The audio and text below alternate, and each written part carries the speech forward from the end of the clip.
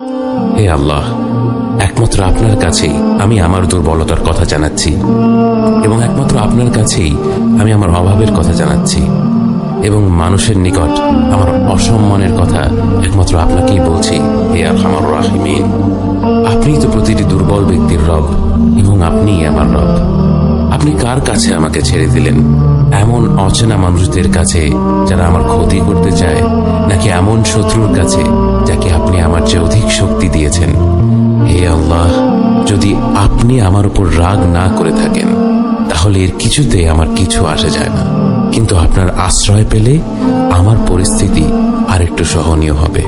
হে আল্লাহ, আমি আপনার চেহারার নূরের কাছে আশ্রয় চাই, যা সব অন্ধকারকে উজ্জ্বল করে দিয়েছে, যা দুনিয়া এবং আখিরাতের সব বিষয়ের সংশোধক। আল্লাহ, আপনার রাগ এবং অসন্তুষ্টি থেকে আমি রেহাই চাই। আল্লাহ, এই সব কাজই শুধু আপনাকে খুশি করার জন্য করা, এবং আপনি ছাড়া কোনো শক্তি নেই।